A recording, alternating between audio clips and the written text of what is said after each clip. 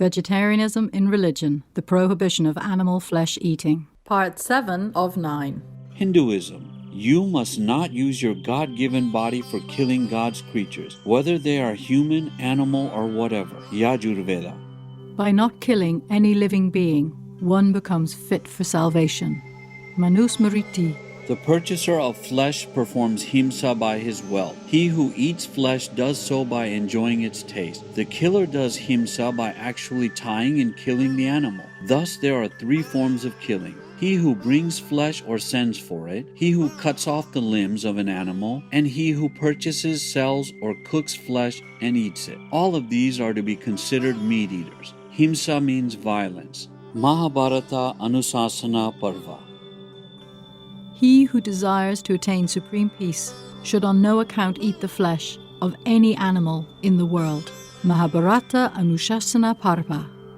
Flesh cannot be obtained without killing creatures, and heaven cannot be attained if creatures are killed. Therefore, flesh should be discarded. Manusmriti.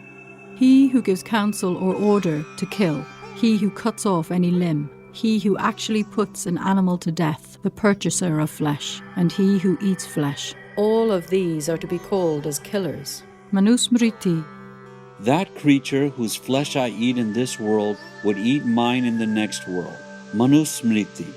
Meat eaters take repeated births in various wombs and are put every time to unnatural death through forcible suffocation. After every death, they go to the Kumvikpak, hell, where they are baked on fire. Mahabharata Anushasana Parva. The sins generated by himsa curtail the life of the perpetrator of himsa. Therefore, those who are anxious for their welfare should abstain from meat eating. Himsa means violence. Mahabharata Anusasana Parva. Those who for their personal pleasure take the life of harmless creatures do not attain happiness in this life or in the life hereafter. In view of the method through which flesh is acquired, and considering the suffering to creatures in fastening with cord and killing them, man should give up meat eating of all sorts. Manusmriti. Prajapati says that eating meat of any sort is a great evil, and abstinence from doing so is highly meritorious. Yamasmriti. He who desires to augment his own flesh by eating the flesh of other creatures lives in misery, in whatever species of beings he may take his birth. Mahabharata Anushasana Parva. O child, there is no doubt about this fact, that flesh grows out of semen. Therefore it is highly detestable. Flesh eating is thus a great evil, and abstinence from it is a virtue. Mahabharata Anusasana Parva. He who abstains from flesh eating and is kindly disposed towards all creatures becomes an object of shelter to them and gains their confidence. Mahabharata. The virtue gained by abstinence from meat eating is so great that it cannot be equaled by the virtue of making gifts of even gold, cow, or land. Mahabharata Anusasana Parva. What is the good way? It is the path that reflects on how it may avoid killing any creature. Tirukural. All that lives will press palms together and pray for adoration of those who refuse to slaughter and savor meat. Tirukural. What is virtuous conduct? It is never destroying life, for killing leads to every other sin. Tirukural. Those who are ignorant of real dharma and though wicked and haughty account themselves virtuous, kill animals without any feeling of remorse or fear of punishment. Further, in their next lives, such sinful persons will be eaten by the same creatures they have killed in this world. Dharma means true teaching. Srimad Bhagavatam. Meat can never be obtained without injury to living creatures, and injury to sentient beings is detrimental to the attainment of heavenly bliss. Let him therefore shun the use of meat, having well considered the disgusting origin of flesh and the cruelty of fettering and slaying corporal beings. Let him entirely abstain from eating flesh. Manu Samhita.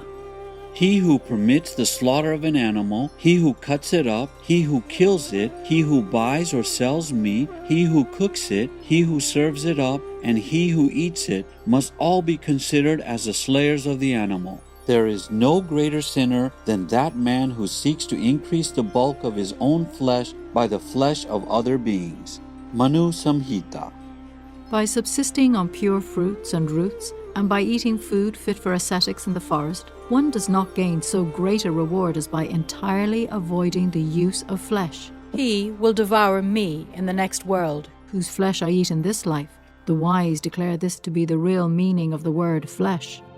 Manu Samhita. By not killing any living being, one becomes fit for salvation. Manu Samhita. The sins generated by violence curtail the life of the perpetrator. Therefore, even those who are anxious for their own welfare should abstain from meat eating. Mahabharata Anushasana Parva. Cow killers are condemned to rot in hellish life for as many thousands of years as there are hairs on the body of the cow. Adilila. Since you cannot bring killed animals back to life, you are responsible for killing them. Therefore, you are going to hell. There is no way for your deliverance. Adilila.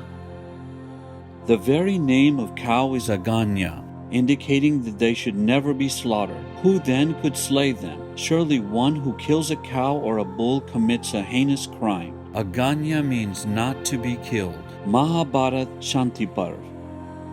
O best of kings, if the things acquired by injuring others be utilized in any auspicious act, they yield contrary results at the time of fruition. Devi Bhagavatam. Since, O thou of great splendor, the period of life is shortened of persons who slaughter living creatures or cause them to be slaughtered, it is clear that the person who wishes his own good should give up meat entirely.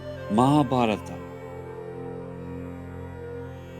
Etc. These are just some examples. For more details, please log on to suprememastertv.com/scrolls.